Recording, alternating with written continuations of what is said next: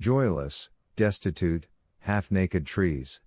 A lone aspen, and further on, among the trees, beyond some vegetable patch, a little log structure, a separate kitchen, a bathhouse, devil knows what it was.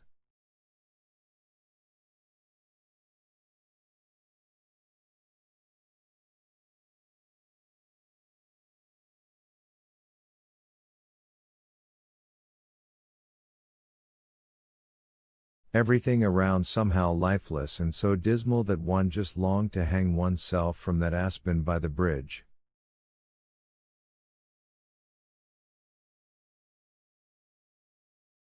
Not a puff of breeze, not a movement of the clouds, and not a living soul.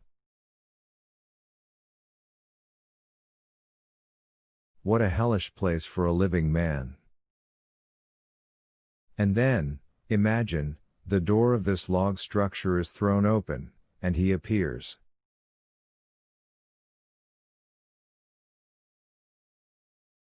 Rather far away, but clearly visible. He is in tatters, it is impossible to make out what he is wearing. Unshaven, hair disheveled. Sick, anxious eyes. He beckons with his hand, calling her. Gasping in the lifeless air, Margarita ran to him over the tussocks, and at that moment she woke up.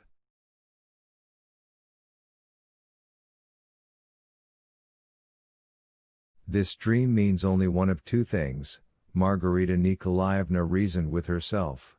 If he's dead and beckoned to me, it means he has come for me, and I will die soon.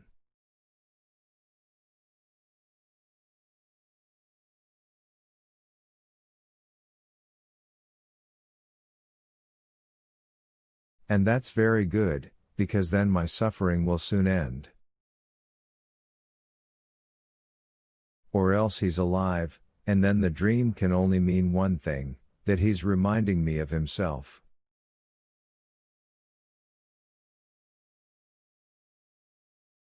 He wants to say that we will see each other again.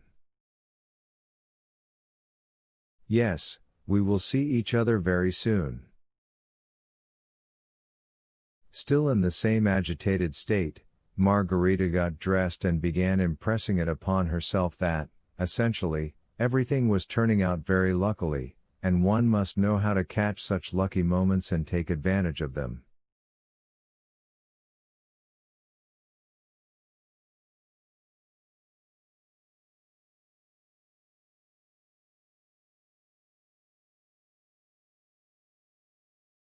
Her husband had gone on a business trip for a whole 3 days. During those 3 days she was at her own disposal, and no one could prevent her from thinking what she liked or dreaming what she liked.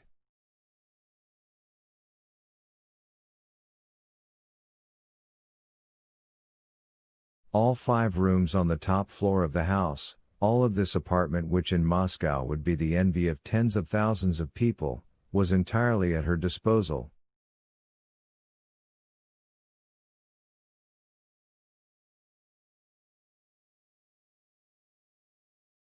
However, being granted freedom for a whole 3 days, Margarita chose from this entire luxurious apartment what was far from the best place.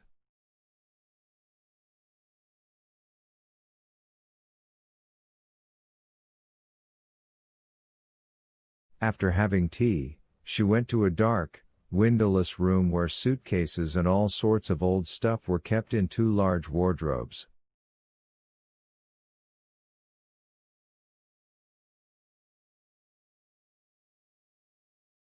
Squatting down, she opened the bottom drawer of the first of them, and took from under a pile of silk scraps the only precious thing she had in life.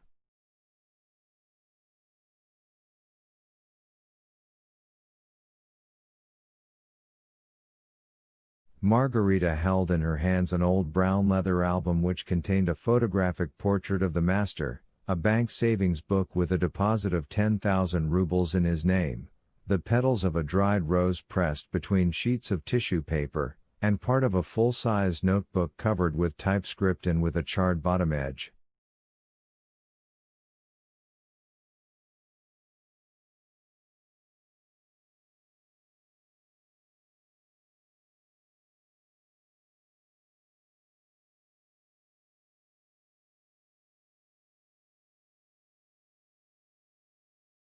Going back to her bedroom with these riches, Margarita Nikolaevna set the photograph up on the triple mirror and sat for about an hour holding the fire-damaged book on her knees, leafing through it and rereading that which, after the burning, had neither beginning nor end. The darkness that came from the Mediterranean Sea covered the city hated by the procurator.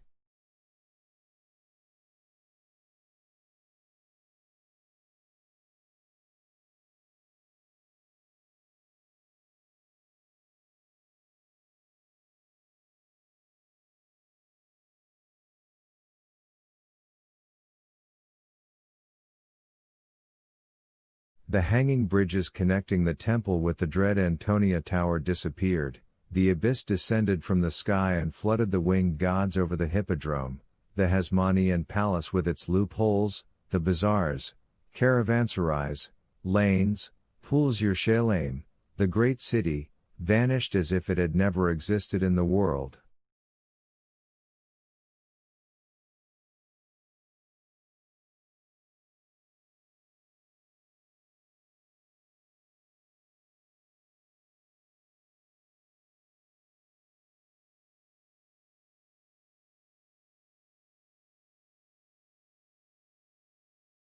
Margarita wanted to read further, but further there was nothing except an irregular, charred fringe.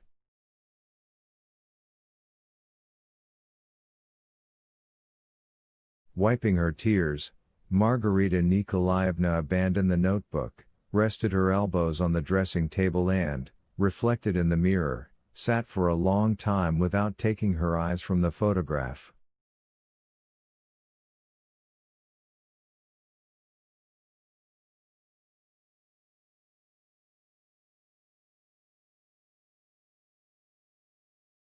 Then the tears dried up. Margarita neatly folded her possessions, and a few minutes later they were again buried under silk rags, and the lock clicked shut in the dark room.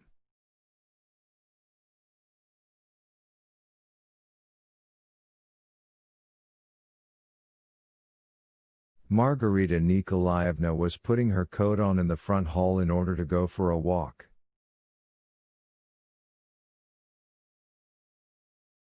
The beautiful Natasha, her housemaid, asked what to prepare for the main course, and, receiving the reply that it made no difference, got into conversation with her mistress for her own amusement, and began telling her God knows what, something about how yesterday in the theater a conjurer began performing such tricks that everybody gasped, gave away 2 flacons of foreign perfume and a pair of stockings free to everybody, and then, when the essence ended, the audience came outside and, bang, everybody turned out to be naked.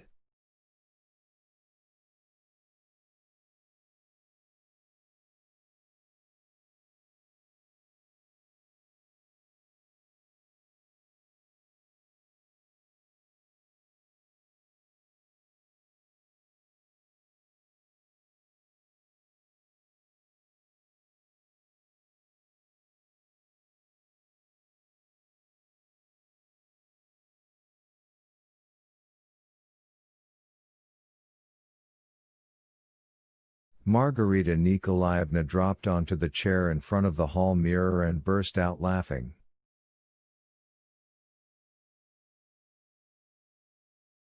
Natasha, you ought to be ashamed, Margarita Nikolaevna said, you, illiterate, intelligent girl, they tell devil knows what lies in the cues, and you go repeating them.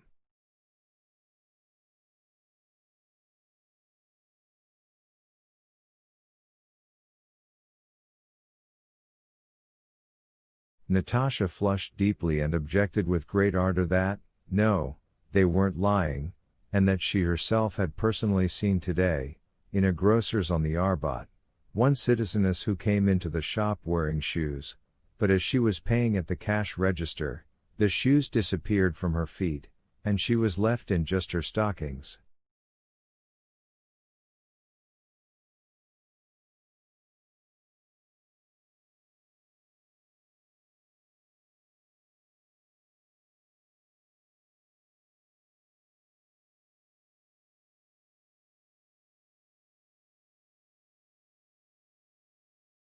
Eyes popping out, and a hole in her heel. And the shoes were magic ones from that same essence. And she left like that? And she left like that. Natasha cried, blushing still more from not being believed. And yesterday, Margarita Nikolaevna, the police arrested around 100 people in the evening.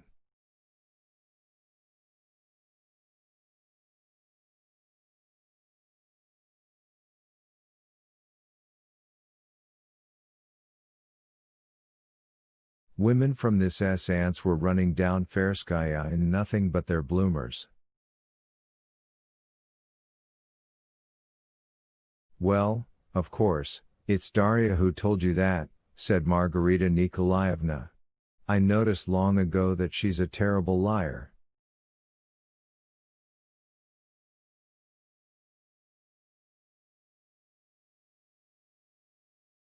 The funny conversation ended with a pleasant surprise for Natasha. Margarita Nikolaevna went to the bedroom and came back holding a pair of stockings and a flagon of eau de cologne.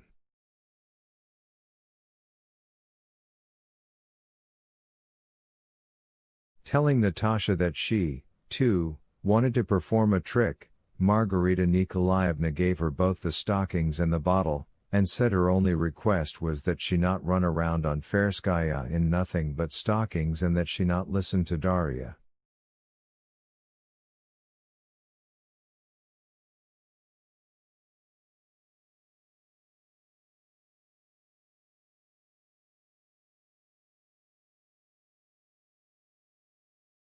Having kissed each other, mistress and housemaid parted.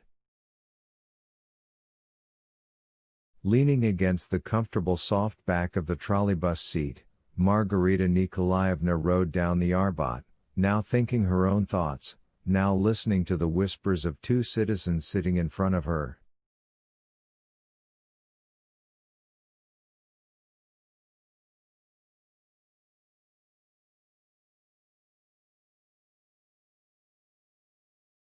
They were exchanging whispers about some nonsense, looking around warily from time to time to make sure no one was listening.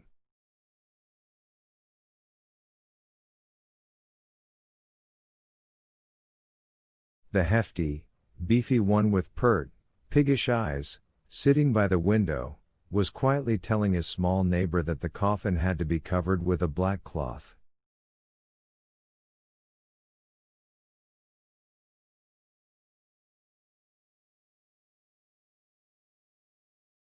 It can't be. The small one whispered, amazed. This is something unheard of. And what has Zeldy been done?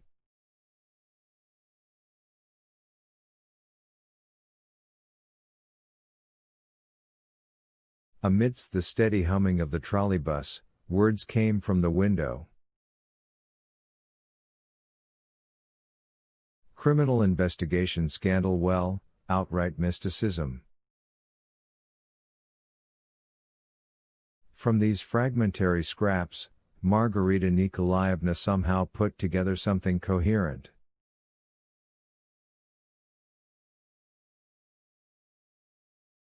The citizens were whispering about some dead person, they did not name him, whose head had been stolen from the coffin that morning.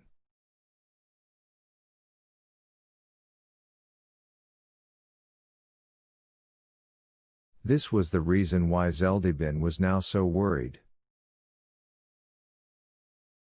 And the two who were whispering on the trolleybus also had some connection with the robbed dead man.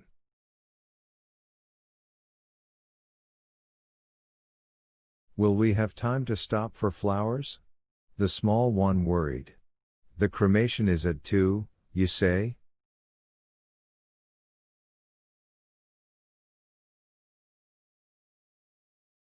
Margarita Nikolaevna finally got tired of listening to this mysterious palaver about a head stolen from a coffin, and she was glad it was time for her to get off.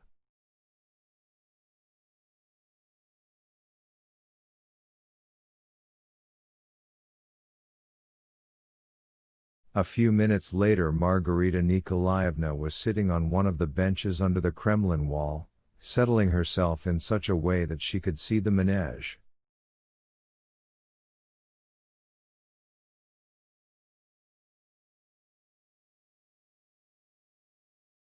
Margarita squinted in the bright sunlight, remembered her last night's dream, remembered how, exactly a year ago to the day and the hour, she had sat next to him on this same bench.